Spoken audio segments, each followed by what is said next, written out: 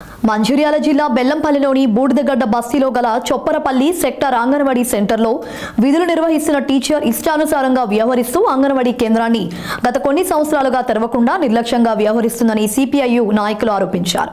టేకుల బస్తీ బెల్లంపల్లి ప్రెస్ క్లబ్లో వారు మాట్లాడుతూ అంగన్వాడీ టీచర్ల నిర్లక్ష్యం వల్ల ఆ ప్రాంతంలోని గర్భిణీ స్త్రీలు పిల్లలు ఇబ్బందులు పడుతున్నారన్నారు.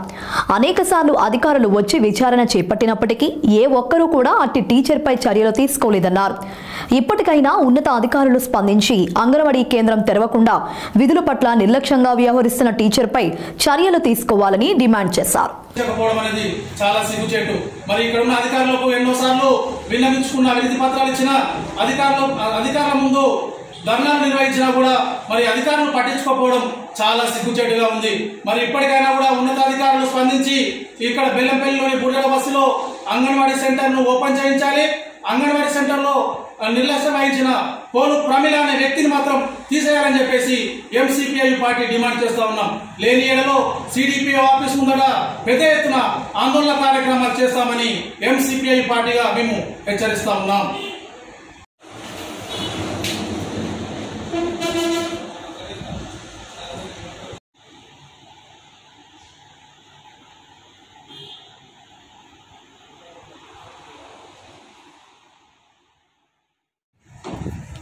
బూడిదగడ్డ బస్తీలోని అంగన్వాడీ సెంటర్ గత 12 సంవత్సరాలుగా తెరవకుండా ఆమె ఇష్టానుసారంగా అక్కడ ఉన్న అంగన్వాడీ టీచరు ఇష్టానుసారంగా ప్రవర్తిస్తుంది.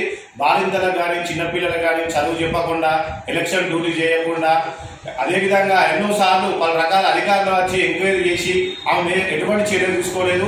సిడిపిఓ గారు కానీ వాళ్ళ మీద ఉన్నతాధికారులు కానీ వారు వచ్చి ఎంక్వైరీ మాత్రమే చేస్తున్నారు. ఆమెకే బత్తాసు పలుకుతున్నారు తప్ప ఇక్కడ ప్రజలను నానా ఇబ్బందులు గురి చేస్తున్నా ఆమెకే బత్తాసు పలుకుతూ ఆమె చెప్పిన విధంగా వాళ్ళు పాటిస్తా ఉన్నారు. వెంటనే ఆమెను విధుల నుంచి తొలగించి ఆ సెంటర్ను తెరిపించి ఆ బాలింతలకు చిన్నారులకు సహాయపడాలని అదేవిధంగా పౌష్టికాహారం అందరికీ అందేలా చూడాలని సిడిపిఓ గారిని మేము కోరుతా ఉన్నాం. లేకుంటే సిడిపిఓ గారి పైన కూడా మేము ఉన్నతాధికారులకు